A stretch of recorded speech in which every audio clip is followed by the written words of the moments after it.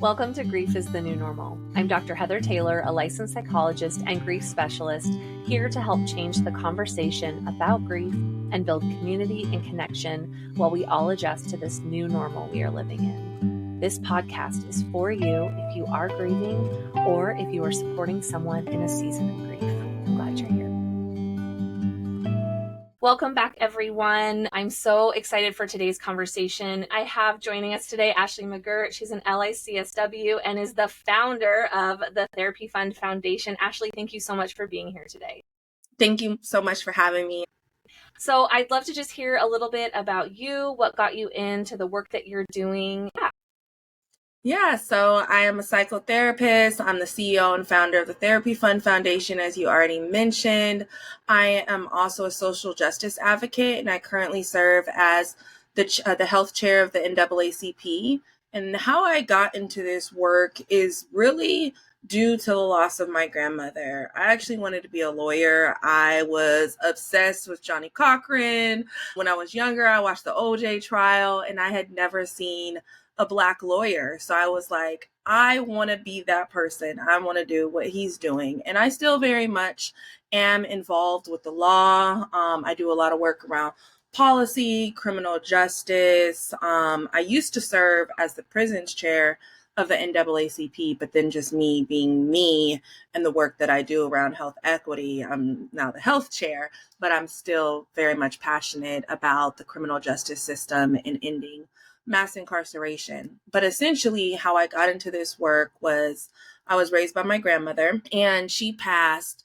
She died from a stroke. Well, there was a lot of things that ended her life extremely early, but the catalyst was a stroke, and the leading cause of strokes is stress. And when I look at my grandmother's life, I see how extremely stressed out she was. And she was the one person who cared for me, 80s baby. So my mother was just a product of the crack epidemic. My father was incarcerated, all of the things. And so grandmother stepped in. And when she passed, I just felt really alone, isolated. I had all of these things going on, not realizing that I was born into a public health crisis. And I didn't have the language to articulate that. So I ended up seeing a school counselor. I grew up in a predominantly white neighborhood. So when I was raised by my grandmother, I was on the hilltop of Tacoma, which at that time was predominantly Black. High crime rates. It was murder capital of the United States back then, higher than Compton, St. Louis, a lot of the places, Chicago, that we know with high crime. So Tacoma, the hilltop area, has done a lot of work to really change the way that that neighborhood was at the time that I was living there with my grandmother. So then I transitioned, moved to Burien, which was predominantly white back then. It's now very diverse with an eclectic group of individuals who live in Burien.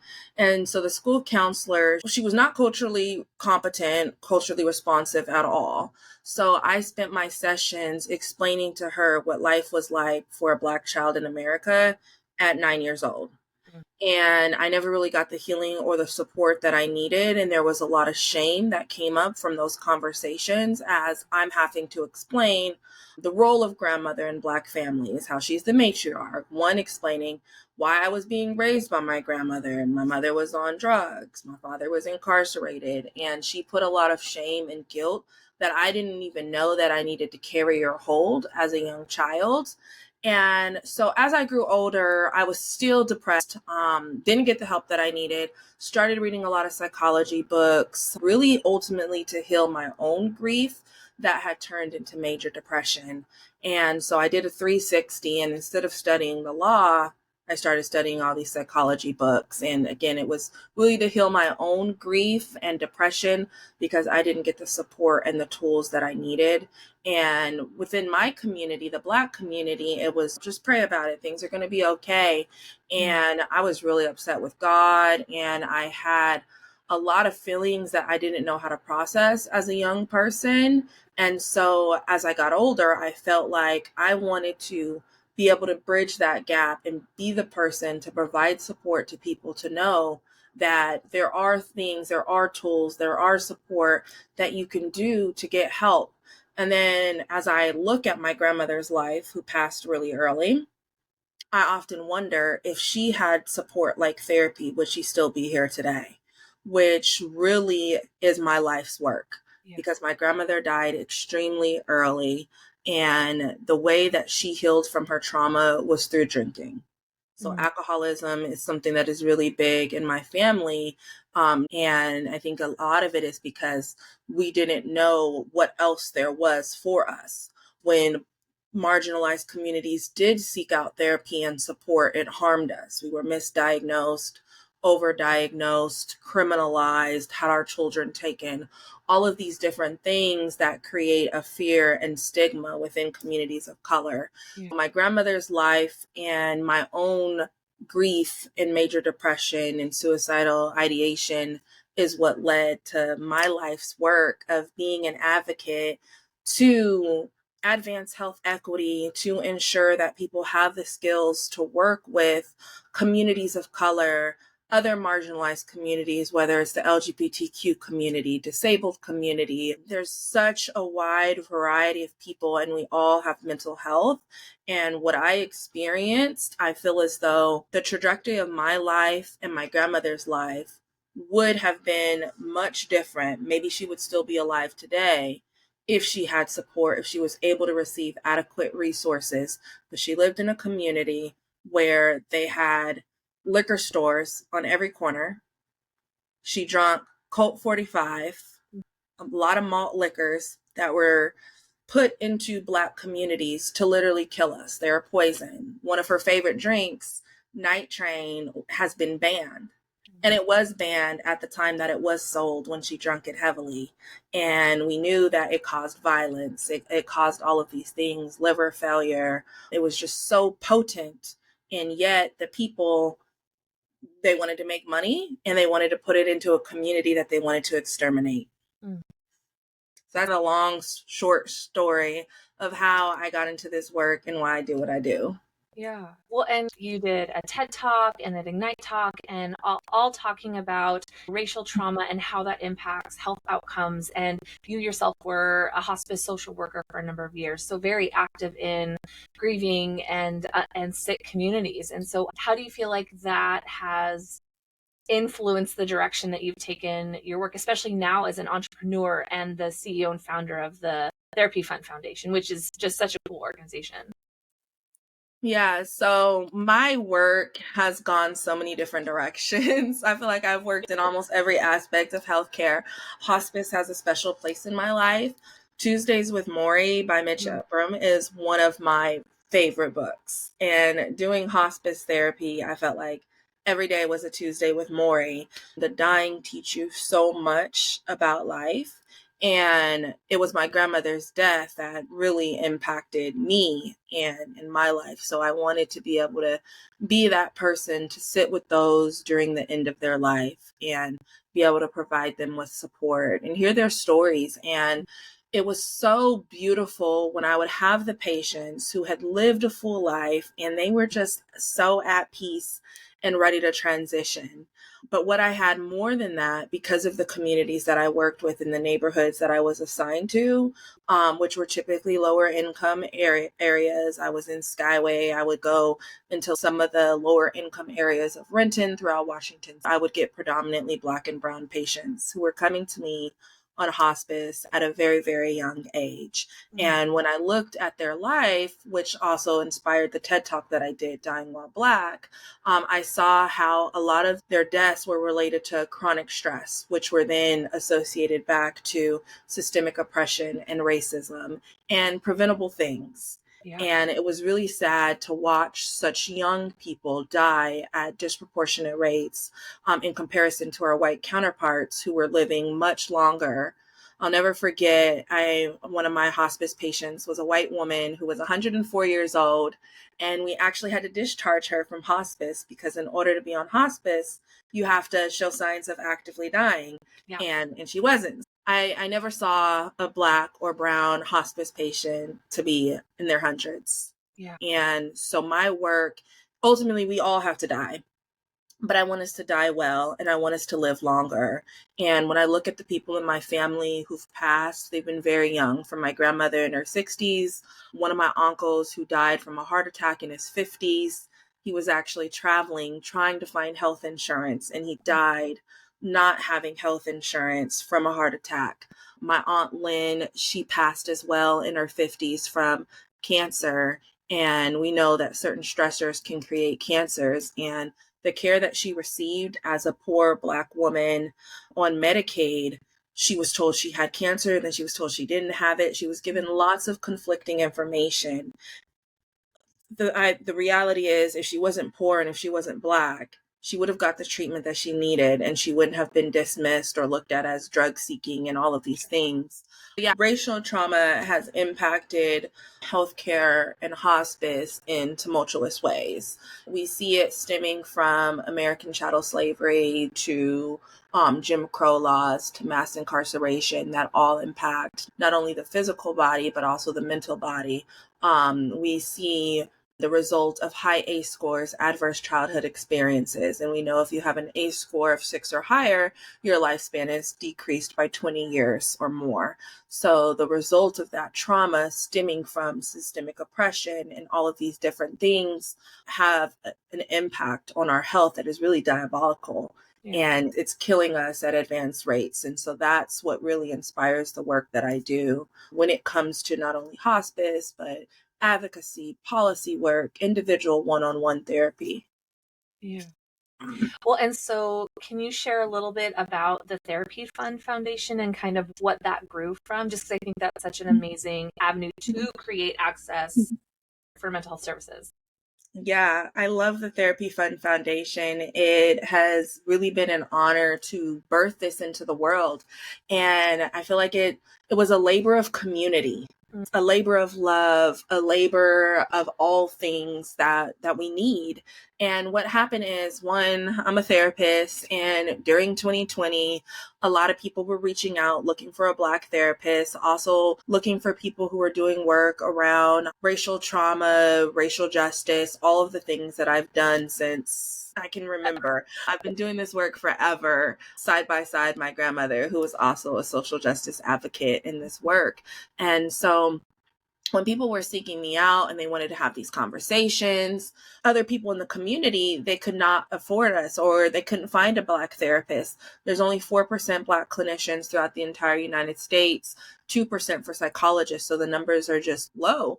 And when we think about why are those numbers low, when we look at things like the Flexner report and when that came out and how that removed a lot of Black physicians from being able to get the training that they need, restricting access to education, restricting access to being able to read, all of these different things. And so fast forward 2020, here we are in a global pandemic where everyone is grieving, everyone has lost something.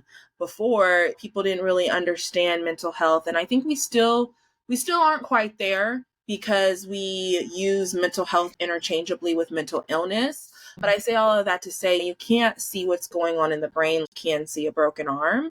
And a lot of people at that point, they knew they felt away. And so they wanted to reach out. They wanted to try this thing that they had been hearing about.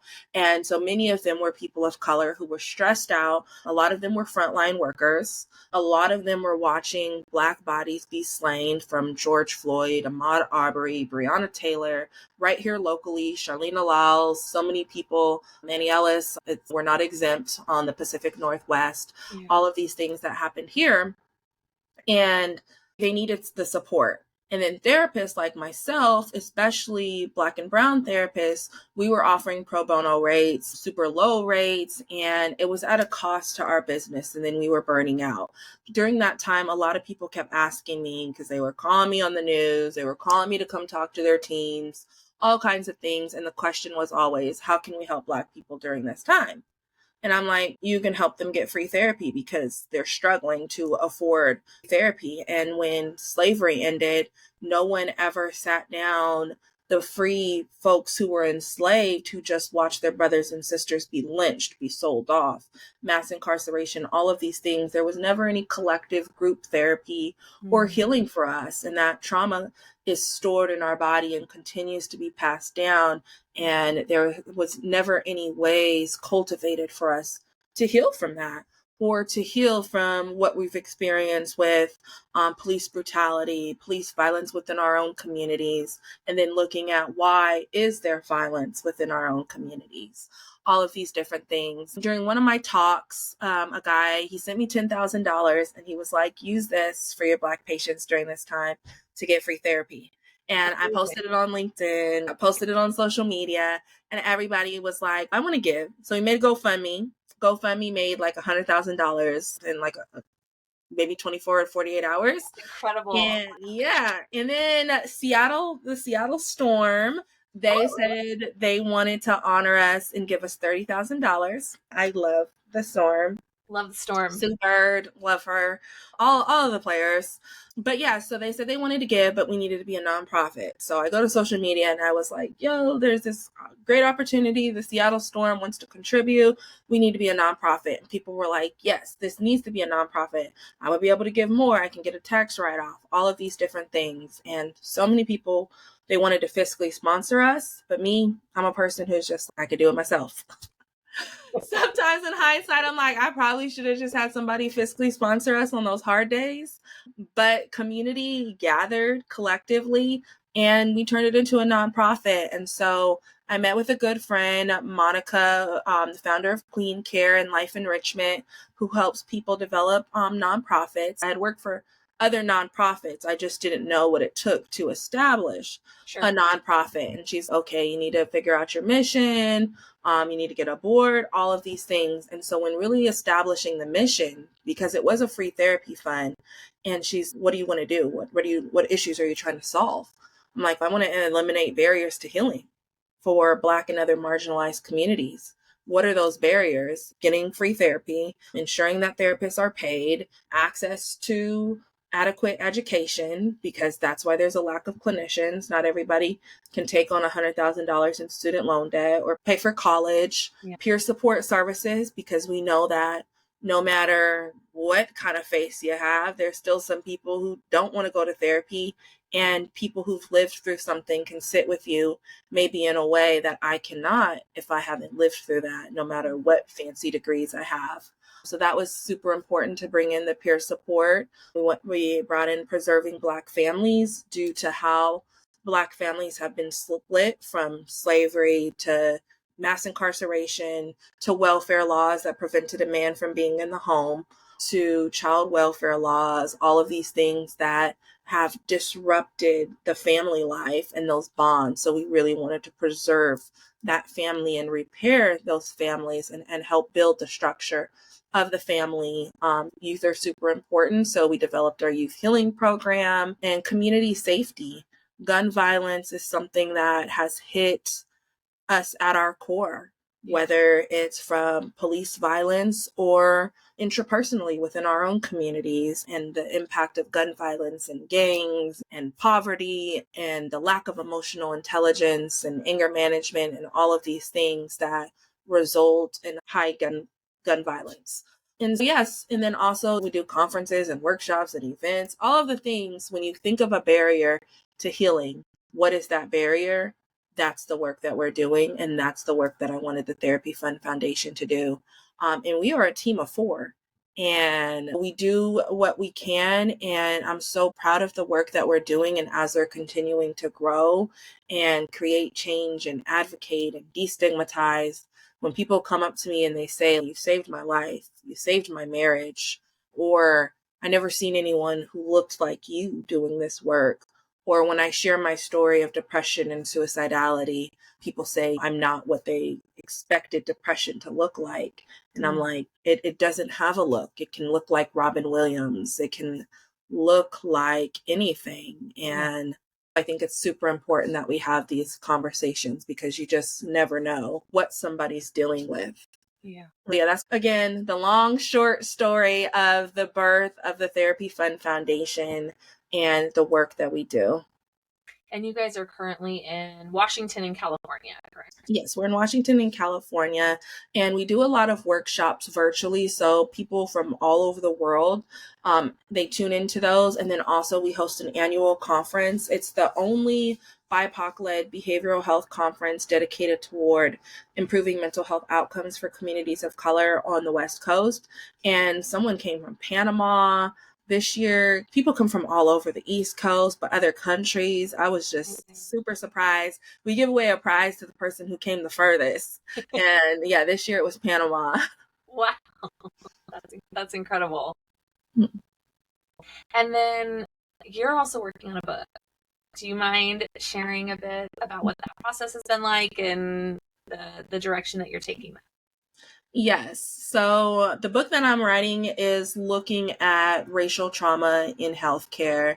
It's a bit of a memoir. It's my life story while also looking at other people, the patients that I've encountered, the things that I've experienced when it comes to healthcare and really disrupting the disparities and working toward advancing healthcare. So we're looking at grief, we're looking at loss, we're looking at the lack of cultural responsiveness when it comes to healthcare.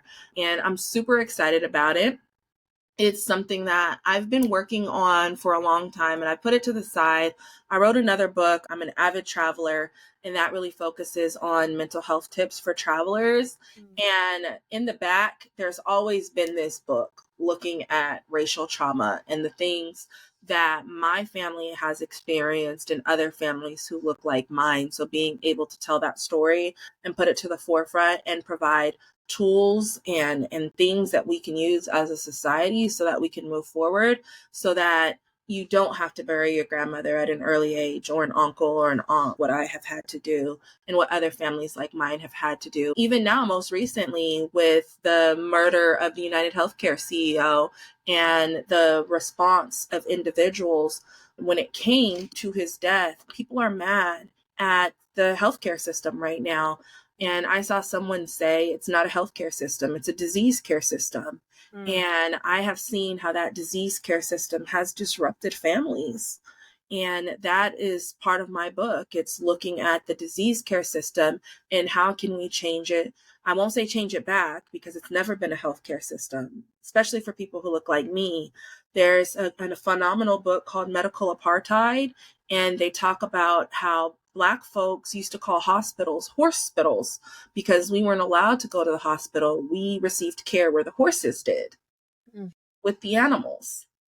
And looking at that, and even when you look at how animals are treated in comparison to humans, not just Black and brown folks, but even children, the birth of the child welfare system came from the fact that there was an abused child and there was nowhere for them to take that abused child, and they took it to where abused pets went.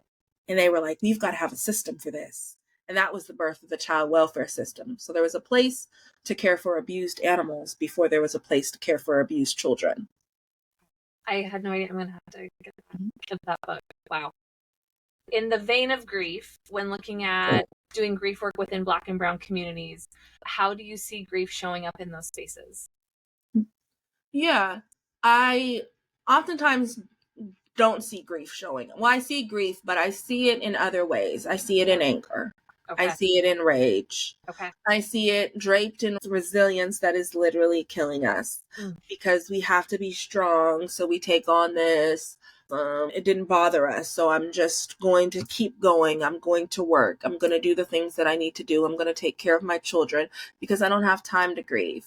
And that is what I see. And I try to get our community to take time to grieve, to feel the feelings, because we have to. If not, our body is going to, and then our body is going to shut down and let us know, whether it's from high blood pressure, strokes, like what killed my grandmother, migraines, all of these different things that physically disrupt our body because we don't take the time to pause.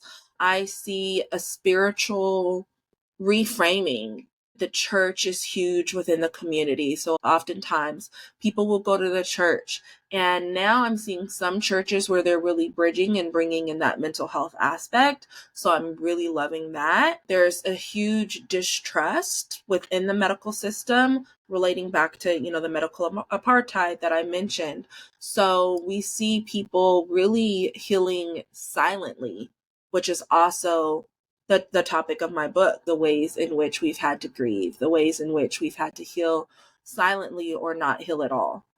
I guess what I'm wanting to ask, as a mental health clinician myself, and knowing that there's other mental health clinicians who listen to this podcast who are doing grief work and are wanting to make space for grief with whoever walks through our office, whether they look like me, who is white, or whether they look like you, who's brown and in the Black community, what are important things for us to be aware of when doing this grief work? Because I loved you saying it shows up like anger and rage and a lot of the physicality of grief. I think that's helpful to know. So I just wanted to make space for that.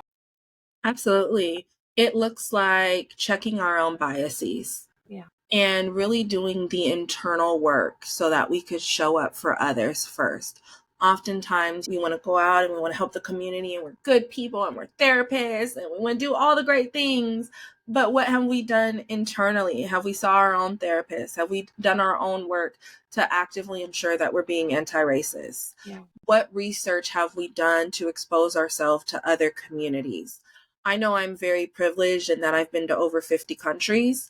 And that's not something that I expect that everybody has the means, the time, the resources to be able to do. But in traveling the world, I've been exposed to so many different cultures, people and places I've never heard of. I went to Honduras and I went to a small island in Honduras called Roatan.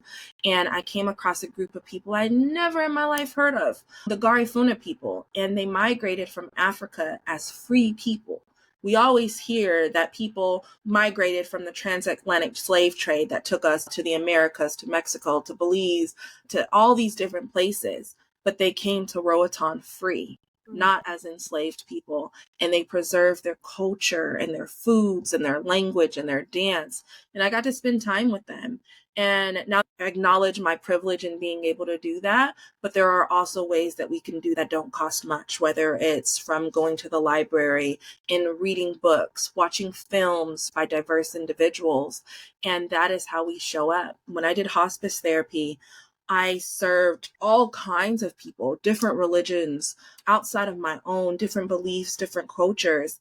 And I didn't put it on that person to teach me. I would listen to them.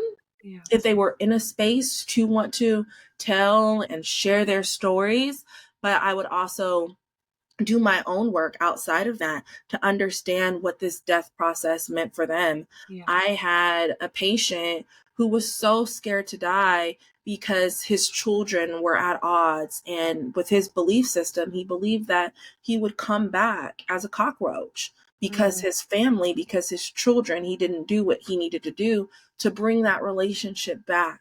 Yeah. And he was in so much pain and he wouldn't let go because he wanted to try to wait for his children to repair that relationship. So that was something I had never heard of, a belief system that I don't hold. Doesn't mean that I don't think it's not true or anything like that. Who knows what may happen or how we may come back reincarnated on this earth.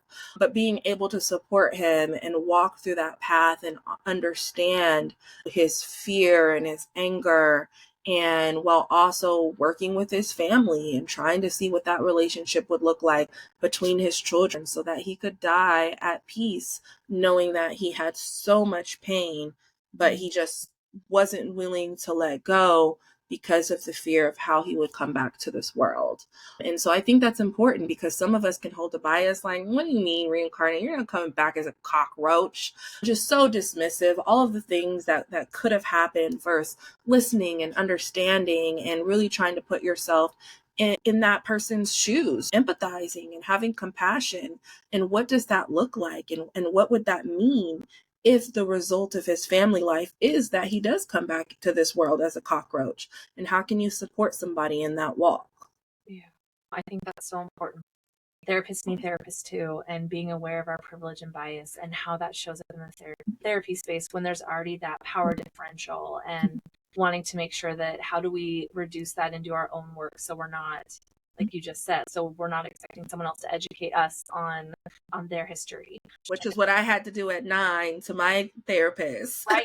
Which is why I'm really big that I don't want to do that when I come in spaces and I have clients who just have cultures or things that are different than what I've known. I'll do a little bit of research, also listening to them, guiding them, asking questions in a way that doesn't make them be my teacher. That assumption piece too, assuming that I know one person who is Black or brown, so that must mean I know all the things. And so then you're doing that mass generalization, which is just, it totally, loses the individuation of the person. Yeah. Absolutely. Yeah. Or thinking, or even like me, like how I went to Roatan. Oh, now I know everything about the Garifuna people and I'm an expert. No, I absolutely not. And just recognizing that. And I've met a couple of people in the United States that are Garifuna. So it's been interesting. Well, and I think that's an interesting thread when we think about grief work and how individual and unique each person's grief experiences are, and how those losses compound and how that can show up in different ways in different people. When we think about both death-related and non-death related grief, what would you say are some key strategies you use to support individuals through these different types of losses? Yes. I always like to ask, what is the support that they need? I think we sometimes come with this own idea as therapists of what people need in their healing process. And in my sessions, it is very much integral. It is not just me. It's a working relationship. How can I support you through this? What are your needs? And sometimes that is the person saying, I don't know what I need. And then in that case, it may be helping walk down that path to identifying what are the different needs, but really looking at creating spaces for vulnerability, a space for sharing. Like I like to do a lot of narrative therapy, really being eclectic in the approach, not just we will CBT ourselves to death. There are so many things other than CBT, or I know everybody loves EMDR now. I love EMDR now too. But just finding other ways and not sticking to just one process. And I've seen that where it's, we aren't going to just CBT only, or IFS only, or polyvagal only. Just being able to really take those approaches and also understanding where those approaches came from. Who are the founders? Are you using psychodynamic theory, which was created by Sigmund Freud, who worked with the white Jewish community? How can you take that and then apply that maybe to a Muslim? What does that look like? Is there harm in that?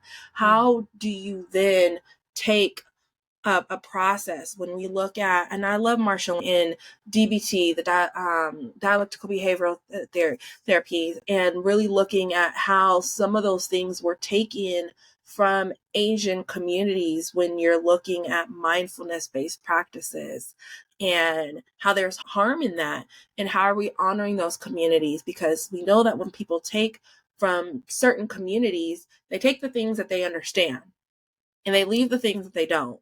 Like when we look at Maslow's hierarchy of needs, that was taken from indigenous communities. And how do we honor that? And how do we pay tribute back to those nations? So I think it's really us doing the work of understanding where these theoretical approaches came from and who the evidence-based practices were done for.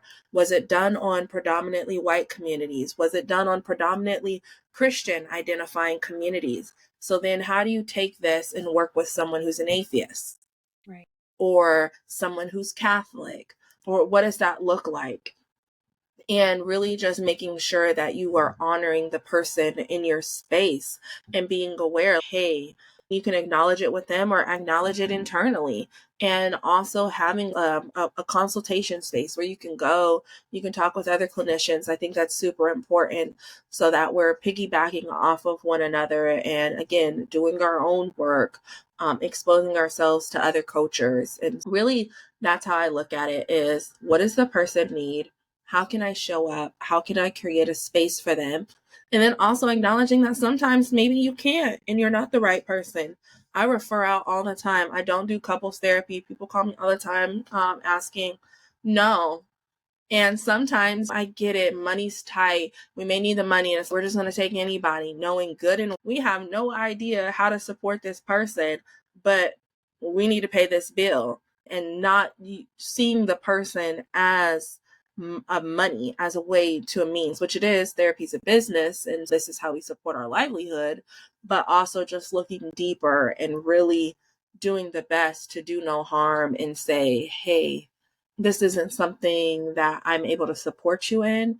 Here's a list of other clinicians or a support group or other things that you can do. When I have people struggling with addiction, I will have them go to an AA meeting or Narcotics Anonymous or a gambling addiction support group, because there's more to this just you and I in session. There's bigger pieces, and that's part of working with me. You have to commit to doing those things. And if I see a person that's resistant or not doing it, it's, hey, this is not working right now. So we're going to have to either talk about pausing sessions, having you do this, you're not following up with this, really setting boundaries, holding folks accountable. Yeah. So those are the different ways that I approach people in their grief, and just letting them show up in their most authentic selves. Sometimes it's listening to music. We create playlists. We create grief playlists. I talk a lot about this in my book. Some of the songs in the music from the Motown era that I was raised on by my grandmother, and how when I hear those, I feel really close to her. Sometimes it's as if she's really there physically based on that song, because it's a song that she played and a song that's literally in my bones. And so what does that look like? What are the songs that are in your bones? I love integrating music into grief work. I remember I worked with this one client, and they would always put on 70s music because that's what reminded them of their dad, and making those really specific playlists for the drive into work. Okay, I'm putting myself together, I'm getting amped up, and then I've got my decompress. I can cry my eyes out the entire way home because I don't have to be on for anyone. Those intentional playlists, I think, are such a great tool in grief work. I love that. Absolutely. When I used to drive to an office, I definitely had my on the way to work playlist, prepare me mentally, and then the playlist to calm me down, bring me back to center, really regulate my nervous system. What does that look like? Yes. Oh my gosh, absolutely. I used to volunteer with hospice, and I would go to class from 6 to 10 because it was like an adult evening program. And then I would go and do a vigil volunteer after from 12 to 4, like 12 in the morning to 4 in the morning. And it would be like, okay, I need to ground myself and calm myself down enough that I'm not going to fall asleep while I'm holding vigil, but getting out of the thinking, the logic, the busy headspace, and into that, how to be grounded and present and just able to hold space for whatever situation I'm walking into. And I know you used to, again, you were with hospice too, so you know that vibe. Yes, absolutely. As we start to wrap up, and as you look to the future, what would you say are some areas within grief and racial trauma you're interested in exploring or addressing in your work? Always looking at how the intersectionality of it all, how grief intersects with racial trauma, how grief intersects with public health. I shared how I was born into a public health crisis, from the crack epidemic of the 1980s to mass incarceration, certain laws, and over policing of a community, and all of the things where I saw my father imprisoned, and just different things within a community, and how at the core of it is all grief, and it intersects and overlaps with all of these different things, whether it's putting poison in a community and having more liquor stores on corners than there are access to healthy groceries. What does that look like? So those are all of the things that I'm always looking to explore more of. It's what I'm writing about. It's my life works. And most importantly, it's how do we heal from that? And how do we heal communities that still have liquor stores on every corners? They're in food deserts, that they don't have access to adequate health care, that they don't have access to a culturally responsive clinician. how do we support the clinicians who are overworked and burdened with the social determinants of health that are inextricably killing communities, and showing up with a smile while also doing this hard work and not burning out. And so those are the things that I look at. How do I advocate for policy reform? What laws? Who are the people we want to put in office? How do we prepare for a new presidential election as we see a shift from Democratic to Republican Party, to policies that are eroding DEI, to corporations like Walmart and others making loud stances that we're eliminating diversity, equity, and inclusion. This isn't something that we want to see. Are we going to see a shift from maybe DEI to belonging? How do we manage our mental health? What does this look like with the rising cost of healthcare, medications, all of the things? We're at this I think we're beyond the tipping point. We're already tipped over. But how do we navigate all of that with the grief and the racial trauma, and plan and stay well and still experience joy and smile, knowing that the world is effed up in so many ways, but the world is also so beautiful. It's a world where my family is. It's a world where I get to travel and see things that my grandmother never saw, see things that my ancestors never saw. I'm literally my ancestors' dream. And so what does that look like in navigating the grief of the loss of my ancestors who couldn't see the things that I'm seeing, and that I'm not going to see a lot of this because who knows how much more time I have on this earth. Every day we're on borrowed time. So what does that look like, and how do you make peace with that? And so that's what I look at in the intersection of grief and racial trauma and navigating this world. Is there anything you were hoping to speak to or share about that we haven't touched on today? We've talked on so much, and I could talk about grief and trauma all day long. It has been a pleasure. I would just say to the listeners to definitely connect with me, follow me, subscribe, and stay connected, and be sure that you get my book when it comes out. There's so much discrepancy when we look at Black authors and publishing within Black and marginalized communities, and how oftentimes marginalized authors' work isn't pushed in ways, or we get lower advances. And what does that look like? And the way to make change is to really support authors of color. So I would just ask for everybody's support and to tap in and connect. Absolutely. And I will make sure to put all the links for how to connect with Ashley in the show notes. It has been such a pleasure getting to have this conversation. And thank you so much for, again, taking the time to chat. And yeah, I'm excited to read your book when it comes out. Thank you. And I'm excited for having this conversation and inviting me, especially in a world where these are conversations that people don't have to have, but you're still choosing to have it. Trying. Listeners, remember to be kind to yourselves today. You're doing a great job, and we'll see you next time. Take care. That's it for today's episode of Grief is the New Normal. If this conversation resonated with you, or you think it might benefit someone else, please share it. Sharing can open doors to healing, understanding, and normalizing these griefy conversations. If you're craving deeper insights or ongoing support, consider signing up for the Grief Gap newsletter. It's packed with resources, tips, and personal stories to help you navigate your grief journey. Visit the website www.griefisthenewnormal.com to subscribe. For those who prefer a more personal touch to their healing process, check out my grief journal, Authentically Unapologetic. It's designed to help you explore your grief on your own terms, with prompts and exercises that encourage reflection and growth. I'm Dr. Heather Taylor, and I look forward to our next meaningful conversation. Our soothing tunes are provided by the Datacorns. If you're interested in sharing your story, collaborating, or learning more, please email me at hello@griefisthenewnormal.com. You can also stream the episodes on YouTube for more engaging content. Until next time, keep exploring your grief with intention and support, remembering you don't have to do this alone.